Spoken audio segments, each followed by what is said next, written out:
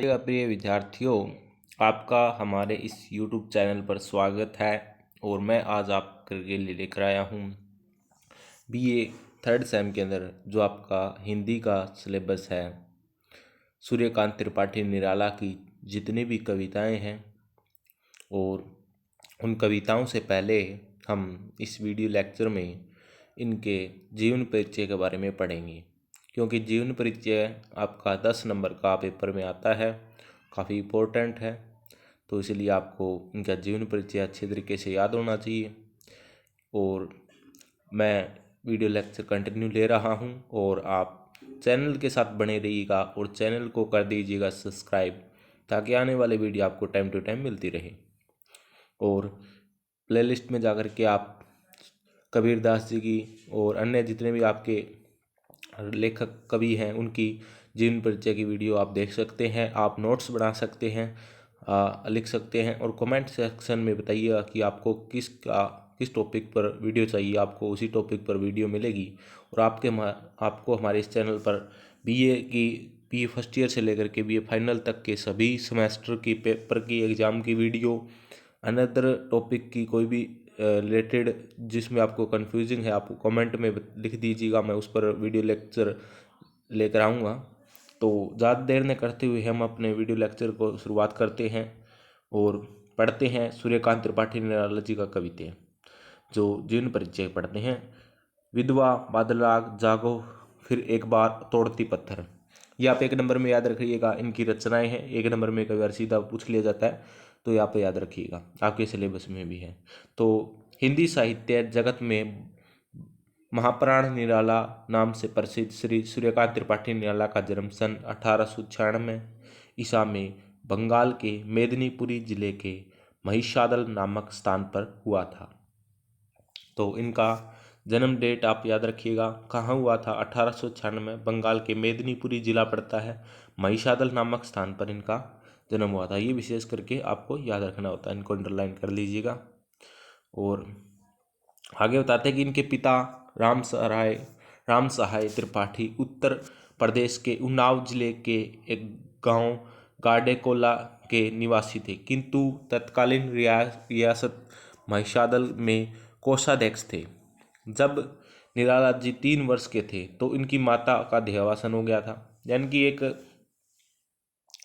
Student के लिए या कोई भी व्यक्ति है, छोटा बच्चा है, उसके अगर माता पिता का बचपन में देहांत हो जाता है तो वो उस दुख को वही समझ सकता है जिसके साथ ये बीतती है।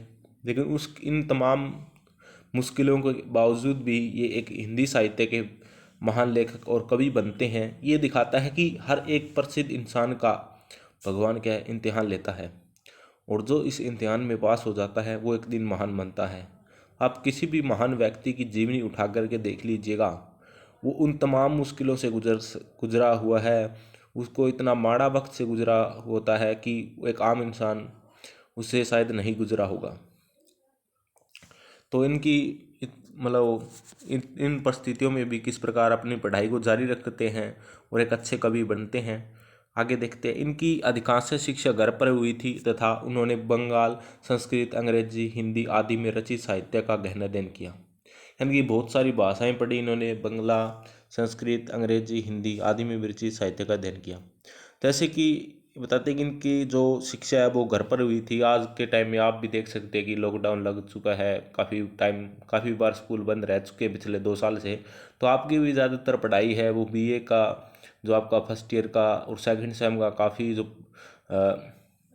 सेकंड साल का आपका काफ़ी टाइम वो भी घर पे हुआ है। तो आपकी शिक्षा भी देख सकते हैं वो घर पे ही लगभग हो रही है अब तक, और सीधे प्रमोट किए जा रहे हैं, और बच्चों का जो पढ़ाई से ध्यान थोड़ा सा भंग हो रहा है। तो ऐसा नहीं होना चाहिए। परिस्थितियाँ हर एक के सामने अलग अलग होती है, इनके सामने भी थी, लेकिन फिर भी इन्होंने पढ़ाई जारी रखी। तो आप भी अपनी पढ़ाई है वो कंटिन्यू रखें, कोई दिक्कत नहीं अगर स्कूल बंद है, कॉलेज बंद है, लेकिन आपको अपनी पढ़ाई जारी रखनी चाहिए। आगे देखते हैं हम।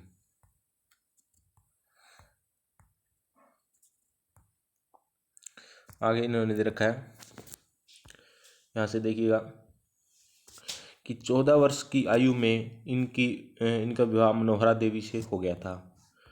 तो इनका विवाह मनोहरा देवी से हुआ था, और इनकी पत्नी अत्यंत सुसंस्कृत, धर्मपरायण, सौम्य और साहित्यानुरागिणी महिला थी। और एक पुत्र रामकृष्ण और पुत्री सरोज का जन्म देकर इनकी पत्नी का स्वर्गवास सिधार गई थी। यानी कि इनके पुत्र पुत्री के नाम कई बार पूछ लिए जाते हैं। एक नंबर में रामकृष्ण पुत्र थे और सरोज इनकी पुत्री थी। उसके बाद में इनकी बेटी सरोज का भी निधन हो जाता है, जिसके कारण सूर्यकांत त्रिपाठी निराला जी काफ़ी दुखी हो जाते हैं। तो काफ़ी मतलब इनको दुख को सामना करना पड़ा, पारिवारिक सुख नहीं मिल पाया। तो ये एक बहुत दुख की बात थी इनके लिए। कुछ समय पश्चात इनके पिता तथा चाचा भी स्वर्गवास हो गया था और पारिवारिक उत्तरदायित्व का वहन करने के लिए इन्होंने महिषादल रियासत में नौकरी प्रारंभ की, किंतु कुछ कारणों से वहाँ से त्यागपत्र देकर चले आए। कुछ समय तक वे रामकृष्ण मिशन कलकत्ता के पत्र समन्वय का संपादन करते रहे और बाद में मतवाला पत्रिका का संपादन किया। तो मतवाला पत्रिका बहुत इंपॉर्टेंट है, एक नंबर में पूछ ली जाती है और सीधा पूछ लिया जाता है कि मतवाला पत्रिका का संपादन किसने किया। ये हिंदी के नेट और जेआरएफ का जो पेपर होता है आपका यूजीसी लेती है, उसमें भी काफ़ी बार ये क्वेश्चन पूछा जा चुका है। तो इसको आप ध्यान रखिएगा कि मतवाला पत्रिका का संपादन किसने किया। आगे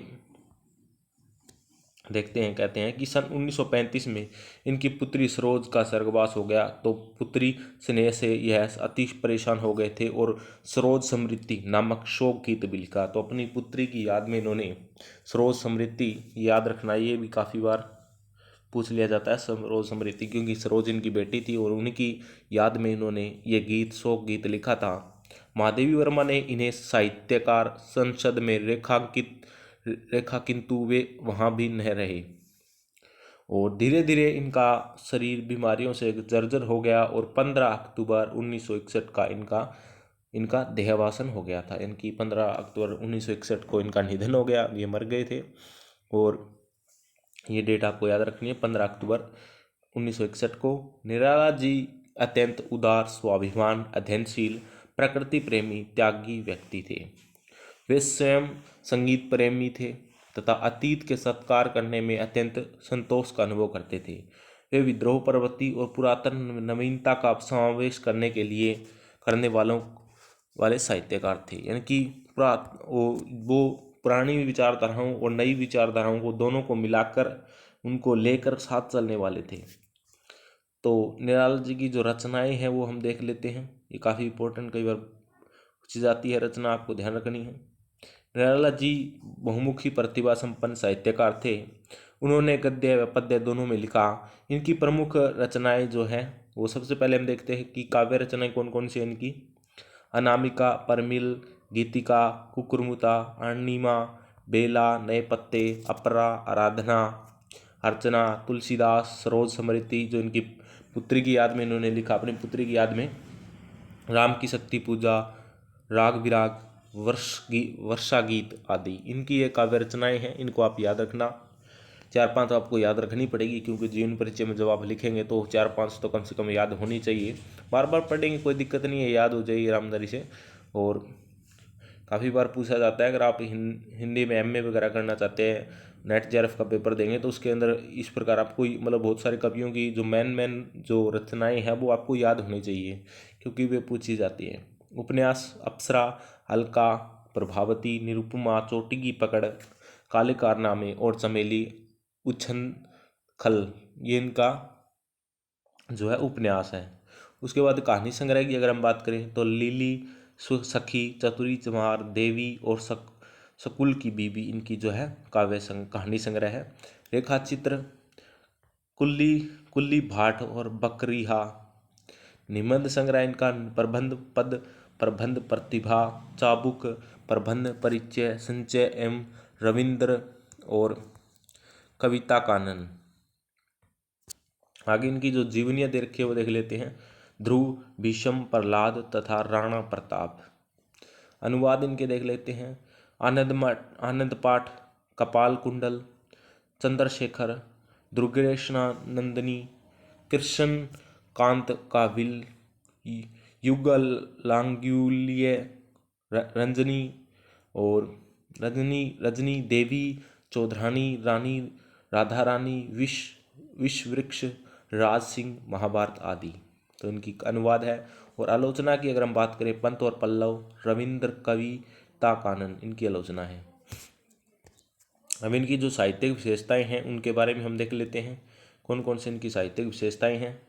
साहित्यिक विशेषताओं की अगर हम बात करें तो निराला जी हिंदी की छायावादी कविता के आधार स्तंभ माने जाते हैं, यानी कि एक प्रमुख छायावादी कवि रह चुके हैं।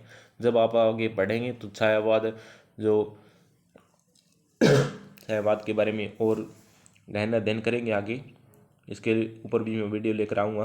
कविता के आधार पर स्तंभ माने जाते हैं, किंतु इनकी कविता में छायावाद के अतिरिक्त प्रगतिवाद, प्रयोगवादी कविता की विशेषताओं में परिलक्षित होती है। इसी आधार पर इनके काव्य के 3 सोपान सन 1920, 1935, 1936, 1945, 1946, 1961 तक प्राप्त होते हैं, जिनके आधार पर इनके काव्य की प्रमुख विशेषताएं निम्नलिखित है। वैयक्तिकता, छायावाद कवियों के समान निराला के काव्य में वैयक्तिकता का अभिव्यक्ति मिली है, यानी कि एक व्यक्ति का कितना महत्व है समाज के अंदर और एक व्यक्ति का क्या रोल है इस समाज के अंदर, उसके बारे में बताया है। और इन्होंने अपनी आंतरिक अनुभूति को अपरा की कोई कविताओं में व्यक्त किया है। जूही की कली, हिंदी के सपनों, सुमनों के प्रति, मैं अकेला, राम की शक्ति पूजा और राम की शक्ति पूजा, विफल वासना, स्नेह निर्झर बह गया, सरोज स्मृति आदि अनेक कविताओं में हमें निराला की वैयक्तिकता की भावना की सफल अभिव्यक्ति मिली है। जैसे इनकी एक, आई याद चांदनी की धूली हुई आधी रात, आई याद कांता की कंपित कमनीय गात, वैसे ही मैंने अपना सर्वस्व गंवाया रूप और यौवन चिंता में, पर क्या पाया प्रेम हाय आशा का वह भी सौपन एक था, विफल हृदय तो आज दुख ही दुख देखता। तो इनकी एक कविता है जिसमें उन्होंने लिखा है। आगे हम देखते हैं कि जो निराशा, वेदना, दुखाद, करुणा की विवृत्ति यानी कि इन्होंने मनुष्य के अंदर कितनी निराशा है, दुख वेदना है, उसका चित्रण इन्होंने अपने काव्य में किया है। तो वो हम देख लेते हैं। वेदना, दुखद आद, करुणा की वृत्ति अभिव्यक्त हुई है।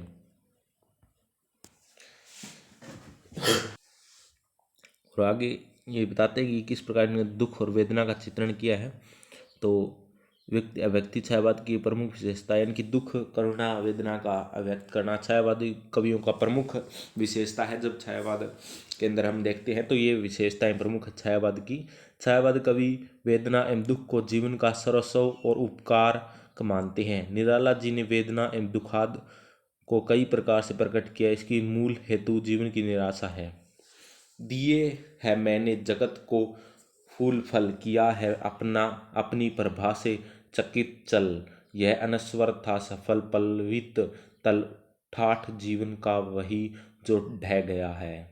सामाजिक विषमताओं को देखकर कवि निराला का मन खिन्न हो जाता है, उसका मन में वेदना, निराशा के भाव भर जाते हैं।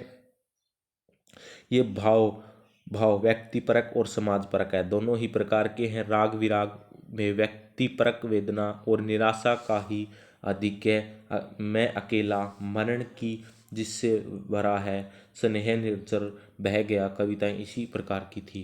यानी कि व्यक्तिगत निराशा वेदना तो इनके हम देखते ही हैं, क्योंकि बचपन में ही इनके माता पिता का देहांत हो जाता है, उसके बाद इनकी पत्नी का देहांत हो जाता है, उसके बाद इनकी बेटी का देहांत हो जाता है। जो भी इनके समाज घर परिवार में सभी लोग थे, सभी इनसे पहले गुजर जाते हैं। तो इसके कारण इन कवि के अंदर मतलब वेदना, दुख निराशा में जीते हैं। क्योंकि अगर किसी व्यक्ति के परिवार का अगर कोई इस प्रकार देहांत हो जाता है तो वही जानता है कि उसके मन में कितना दुख, निराशा का वो टाइम होता है। उस समय अपने आप को संभालना बिल्कुल मुश्किल होता है। और ये कवि जो थे सूर्यकांत त्रिपाठी, निराला जी, इनके जीवन में जितने भी दुख थे, व्यक्तिगत जो दुख थे, दुख वेदना इन्होंने अपने काव्य में व्यक्त कर दिया। यानी कि कोई भी कवि है या कोई भी गायकार आप देखते हैं तो वो क्या गाता है, वो अपना ही दुख गाता है। वो कोई भी, जैसे कि कोई भी गीतकार है, आप हरियाणवी कलाकार देख देख सकते हैं, रोहतक सैनीवाला, खासाड़ा चार, इस प्रकार जो आज के टाइम में जो भी कलाकार, हरियाणवी कलाकार है या पंजाबी कलाकार है, उनके अगर हम देखते हैं तो वो क्या कर रहे हैं कि उनके जीवन में जो भी कुछ घटित हो रहा है, भूतकाल में घटित हो रहा है, वर्तमान जो परिस्थितियाँ हैं उनके अकॉर्डिंग ही वो क्या करते हैं, वो अपने गाना गाते हैं, उन शब्दों को, उन बातों को वो दोहराते हैं। उसी प्रकार जो जितने भी कवि होते हैं वो भी इसी प्रकार से अपने जो दुख होते हैं उनको अपने कविताओं के माध्यम से अभिव्यक्त करते हैं। स्नेह निर्झर बह गया है, रेत ज्यों तन रह गया है, आम की यह डाल जो सूखी दिखी कर रही है, अब यहाँ पिक या सीखी नहीं बातें पंक्ति में वह हूँ लिखी, नहीं जिसका अर्थ जीवन रह गया है। तो इसी प्रकार हमने बताया कि किस प्रकार दुख और नेचर यानी कि इन्वायरमेंट का। देखिए प्राकृतिक चित्रण, अगर आप ज्योग्राफी के स्टूडेंट हैं तो प्रकृति के बारे में या इन्वायरमेंट आपका कंपलसरी सब्जेक्ट कर दिया गया है, तो आप प्रकृति को काफ़ी तरीके से जानते हैं। और आज के टाइम जो प्रकृति कितनी मतलब नष्ट हो गया, प्राकृतिक इन्वायरमेंट हमारा प्रदूषित हो रहा है।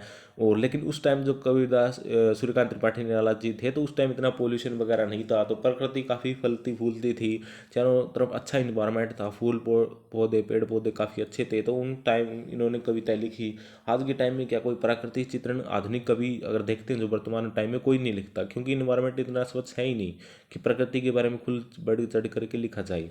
आज के टाइम में अगर कोई प्रकृति पर लिखेगा तो प्रकृति यानी कि पर्यावरण प्रदूषण पर लिखेगा, ग्लोबल वार्मिंग पर लिखेगा, प्रकृति का सुंदर चित्रण नहीं कर पाएगा, क्योंकि है ही नहीं। अगर कोई प्रकृति चित्रण वर्तमान में अगर कोई कवि करता है तो ये उसको लोग कहेंगे कि कहाँ है भाई ऐसा इन्वायरमेंट आप बता रहे हो, तो इसके अंदर तो ऐसा कुछ है नहीं। लेकिन उस टाइम था, तो उस टाइम जो भी प्राकृतिक इन्वायरमेंट था उसके बारे में ये प्राकृतिक चित्रण करते हैं। प्रकृति पर चेतना का आरोप तथा प्रकृति का मानवीकरण छायावाद के प्रकृति वर्णन की मुख्य विशेषताएं हैं। निराला ने प्रकृति पर सर्वत्र चेतना का आरोप किया है। उनकी दृष्टि में बादल, प्रपात, यमुना सभी कुछ चेतना है। यहाँ यमुना से पूछते हैं तो किस विरसत की वीणा से उठकर कातर झंकार, उत्सुकता से उकता उकता खोल रही स्मृति के दृढ़ द्वार। तो इस प्रकार इनकी जो प्रकृति चित्रण है उनको इन्होंने वर्णन किया है। आगे हम देखते हैं कि प्रेम चित्रण। प्रेम चित्रण, छायावादी कवि में प्रेम का प्रचुर चित्रण हुआ है। यह प्रेम लौकिक और परलौकिक दोनों ही प्रकार के है। लौकिक प्रेम में इन कवियों ने संयोग और वियोगजन्य सुख दुख की अभिव्यक्ति की है। पारलौकिक पक्ष में प्रेमाभिव्यक्ति सतों की सीमा का संस्पर्श करती हुई दिखाई देती है। कवि तरंगों की असीमता में पर्यवसन करता है। दोबारा इसमें टाइपिंग मिस्टेक लिखा गया है। तुम असीम में जाओ, मुझे न कुछ तुम दे जाओ, यानी कि प्रेम चित्रण। तो इनका जो भी प्रेम भावनाएं इनके मन के अंदर है उनका चित्रण इनके काव्य में देखने को मिलता है। चाहे वो अपने पत्नी की, यानी कि संयोग कब होता है, जब आप किसी से मिलते हैं, अपने परिवार के लोगों से मिलते हैं। वियोग कब होता है, जब आप अपने परिवारों से दूर हो जाते हैं, बिछड़ जाते हैं, या परिवार का कोई सदस्य मर जाता है। तो इनकी पत्नी मर गई थी, इनकी बेटी मर गई थी, इनके माता पिता मर गए थे, तो जब ये उनके साथ थे तो उनका संयोग था, तो तब तो उन्होंने संयोग से रिलेटेड अपने काव्य लिखा। लेकिन जैसे ही इनके पत्नी या इनकी बेटी मर जाती है, जैसे कि हम देखते हैं कि सरोज समृद्धि में ये इनके अपने बेटी से बिछड़ जाने के कारण वियोग में काव्य लिखते हैं, सरोज समृद्धि। तो इस प्रकार इनके काव्य में प्रेम चित्रण का दोनों रूप देखने को मिलते हैं, संयोग और वियोग दोनों ही। रहस्य भावना, छायावाद के अन्य कवियों की भांति निराला ने अपनी रहस्य भावना का जिज्ञासा कौतूहल के रूप में प्रकट किया है। तुम और मैं और यमुना के प्रति आदि कविताओं में निराला का रहस्य भावना स्पष्टतः अभिव्यक्त है। रहस्यवादी भावना यानी कि, तो छायावाद में रहस्यवाद तो प्रमुख है ही। छायावाद के अन्य कवियों की भांति निराला ने अपनी रहस्य भावना को जिज्ञासा तथा कौतूहल के रूप में प्रकट किया है। तुम और तुम ये हम देख चुके थे। तो इस प्रकार की रहस्य भावना आगे आप देख सकते हैं कि मानवतावादी जीवन दर्शन। रविंद्र टॉल्स्टॉय, गांधी प्रभृति महानुभावों ने विश्व मानव की वंदना की और इस प्रकार एक नवीन मानवतावादी जीवन दर्शन का उद्भव और विकास हुआ। अन्य छायावादी कवियों की भांति निराला के काव्य में भी इस मानवतावादी जीवन दर्शन की अभिव्यक्ति हुई है। बादल राग में कवि समाज की विषमता से पीड़ित होकर कहता है, विप्लव रव से छोटे ही शोभा पाते, अट्टालिका नहीं है आंतक भवन। तो इस प्रकार की जो मानवतावादी भावना है। और दूसरे अगला जो पॉइंट आप लिखेंगे वो है नारी की विविध नवीन रूपों में चित्रण, यानी कि नारी का इन्होंने चित्रण किया अपने काव्य में। नारी की जो किस प्रकार की समाज के अंदर, स्त्री की किस प्रकार समाज के अंदर स्थितियां हैं उसके बारे में प्रकाश डाला है। छायावादी कवियों ने बदलती हुई नवीन परिस्थितियों में नारी को विविध रूपों में देखा है। नारी के प्रति उनके हृदय में गहरी सहानुभूति है। कहीं कहीं वह जीवन की सहचरी और प्रेयसी है और कहीं कहीं उन्हें वे प्रकृति में व्याप्त होकर अलौकिक भाव से अभिभूत करते हुए दिखाई देती है। कहीं वह उसके दिव्य दर्शन की झलक पाते हैं, कहीं नारी को लक्ष्य करके ये कवि प्रेमानंद और अस्फुट मनोवृत्ति का चित्रण करते हैं। अपरा की कई कविताओं में हमको नारी के विविध रूपों का चित्रण मिलता है। वह प्रेयसी भी है और प्रेरणा शक्ति भी है, समस्त प्रकृति का उसी स्वरूप है। और निराला तोड़ती पत्थर और कविता में मजदूरी के प्रति सहानुभूति व्यक्ति, यानी कि तोड़ती पत्थर में देखते कि दोपहर के टाइम किस प्रकार एक औरत कड़ी दोपहर में गर्मी में पत्थर को तोड़ रही है थोड़े से, और तो उसका किस प्रकार उन्होंने सहानुभूति व्यक्त की है उन स्त्री के प्रति, मजदूरी के प्रति। तो इनकी इस प्रकार की काव्य में हमको नारी की के प्रति सहानुभूति की भावना देखने को मिलती है। सामाजिक चेतना की अगर हम बात करें, सामाजिक चेतना, कुछ आलोचकों का मत है कि छायावादी कवि पलायनवादी है, परंतु वस्तु स्थिति ऐसी नहीं है। प्रत्येक छायावादी कवि के काव्य में हमको सामाजिक चेतना के दर्शन होते हैं। निराला जी चाहते हैं कि समाज का प्रत्येक प्राणी सुखी हो। निराला ने अपने प्रसिद्ध वंदना गीता वीणा वंदनी वर दे में प्रार्थना की है कि मानव समाज में नवीन शक्तियों का अभिवार्य हो और जिससे प्रत्येक व्यक्ति अपने कर्तव्य का पालन कर सके। उसके बाद में हम देखते हैं देश प्रेम की अभिव्यक्ति। देश के सांस्कृतिक पतन की ओर निराला जी ने बड़ी और सभी भाषा में संकेत किए हैं। इनका कहना है कि देश के भाग्याकाश की विदेशी शासक के राहु ने ग्रस रखा है। वे चाहते हैं कि किस प्रकार देश का भाग्योदय हो और भारतीय जन मन आनंद विभोर उठे। भारत वंदना, जागो फिर एक बार, तुलसीदास छत्रपति और छत्र शिवाजी का पत्र आदि कविता में निराला जी ने देश के प्रति भक्ति भाव प्रकट किया है। यानी कि देशभक्ति भावना तो इनके अंदर कूट कूट कर भरी है। आप देखते हैं कि जागो फिर एक बार और बहुत सारी जो कविताएं हैं छत्रपति शिवाजी, तो इन्होंने क्या किया है कि जो देश को आज़ाद करवाने के लिए, देश के लोगों को अपने देश की भावनाओं को भरने के लिए, जिस प्रकार आप देखते हैं कि जब 26 जनवरी या 15 अगस्त होती है तो उस टाइम माँ तुझे सलाम या वंदे वंदे मातरम इस प्रकार के जो गीत बजते हैं, उन गीतों से हमारे अंदर क्या एक उमंग सी पैदा होती है। उसी प्रकार की उमंग पैदा करने का कार्य इन्होंने अपने काव्य के माध्यम से किया है। बहुत सारे गायकार हैं, संगीतकार हैं जिन्होंने देशभक्ति गीत लिखे हैं। आज उनको अगर आप सुनते हैं तो काफ़ी मतलब एक मन में एक उमंग सी पैदा होती है, एक देश के प्रति जो अपना प्यार उत्पन्न होता है। उसी प्रकार का जो प्रयास इन्होंने अपने काव्य में अभिव्यक्त किया है और उनके काव्य को पढ़कर हमें इस प्रकार की कुछ भावनाएं हमारे अंदर पैदा हो जाती हैं। तो जैसे इनका ये एक कविता का तो छोटा सा पार्ट देखते हैं। सोचो तुम उठती है नगन तलवार जब स्वतंत्रता की, कितने ही भावों से याद दिलाकर दुख दारुणा परतंत्रता का, फूंकती स्वतंत्र निज मंत्र से जब व्याकुल कान, कौन वह सेमूर जो रेणु रेणु न हो जाए। यानी कि जब स्वतंत्रता के लिए कोई व्यक्ति, यानी कि स्वतंत्रता पाने के लिए कोई व्यक्ति अगर अपने जान की बाजी लगाता है तो उसके इस बलिदान को बेकार नहीं जाने दिया जाता। उनके जो बलिदान है उससे क्या होता है कि लोगों के अंदर एक मर मिटने की भावना आ जाती है, अपनी राष्ट्रीय भावना दृढ़ होती है इस चीज़ से। जिस प्रकार आज हमारे सैनिक जो हर रोज़ एक दो सैनिक बॉर्डर पर शहीद हो जाते हैं देश की रक्षा करते हुए, तो उनसे हमें एक मतलब देश के प्रति जो राष्ट्रीय भावना आती है वो बलिदान से ही आती है। और कहते हैं कि जो स्वतंत्रता है यानी कि आज़ादी है वो बलिदान के बल पर ही मिलती है और ऐसे नहीं मिल पाती। शैली को देख लेते हैं। इतने टॉपिक आप इतने पॉइंट लिखते हैं, बहुत 10-12 पॉइंट आप लिखते हैं तो आपका अच्छे मार्क्स आ जाएंगे। अब देखते हैं कि भाषा शैली।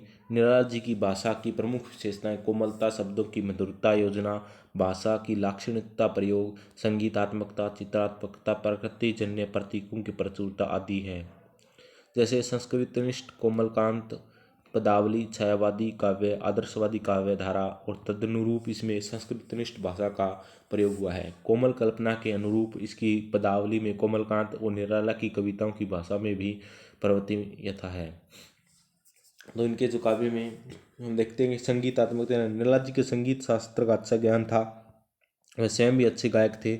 उनकी कविता में संगीतात्मकता का सुंदर निर्वाह मिलता है। यमुना के प्रति ये पंक्तियाँ, पता बता कहाँ अब वह वशीवट, कहाँ गए नटवर नागर श्याम, चल चरणों का व्याकुल पनघट, कहाँ आज यह वृंदा धाम। तो संगीतात्मकता यानी कि इनकी कविता इस प्रकार है, जिस प्रकार आप संगीत को गाते हैं, कोई गीत गाते हैं, उस प्रकार इनकी कविताओं को भी आप गा सकते हैं। तो इस प्रकार का जो गुण इनके काव्य में देखने को मिलता है संगीतात्मकता का। और उसके बाद में व्यंजनात्मकता भी है इनके काव्य में। व्यंजनात्मकता, निराला ने कई कविताओं में धावन्यार्थ व्यंजना के प्रयोग द्वारा अभिष्ट वातावरण प्रस्तुत किए हैं। गर्जन से भर दो वन में उन्होंने धन्यवार्थ व्यंजना द्वारा बादलों की गर्ज, निशोदयजनक आंतक जल का बरसना आदि दिखाया है। गर्जो हे मंत्र व्रज सवर तराए मधुर, बूधर बूधर झर झर झर झर झर धारा झर। इस प्रकार देख अगले चित्रात्मकता, निराला शब्दों में बल पर भाव चित्र प्रस्तुत करते हैं। निम्नलिखित पंक्तियों में संध्या सुंदर का सुंदर भाव चित्र प्रस्तुत है। कहते हैं कि देखकर अंतिम कर रवि गए अपर पार, श्रीमती चरण लौटे गृहीजन निज निज द्वार। कोमलकांत, कोमलता, भाषा की कोमलता प्रदान करने के लिए निराला ने अंग्रेजी और बांग्ला की कविता पद्धतियों को अपनाया है। श्रवण में सौपन्य, कनक प्रभाव, मुस्कान, छल छल छल छल छलना, कुहिनी किनी आदि शब्दों के प्रयोग द्वारा निराला ने अपनी भाषा को कोमलता प्रदान की है। कहाँ कनक कोरे के नीरव असुकणों में भर मुस्कान। निकष रूप में कह सकते हैं कि निराला की कविता में छायावाद, प्रगतिवाद, प्रयोगवादी काव्य धाराओं का समन्वय प्राप्त होता है और अतः किसी एक काव्य धारा के कवि न होकर सब के कवि हैं। यानी कि ना ही ये छायावादी कवि या प्रगतिवादी प्रयोगवादी, इन सभी में इनकी गणना की जाती है। ये सभी गुण इनके काव्य में देखने को मिलते हैं। आज की इस वीडियो लेक्चर में इतना ही। आपको वीडियो कैसी लगी कमेंट सेक्शन में बताइएगा। जय हिंद, धन्यवाद।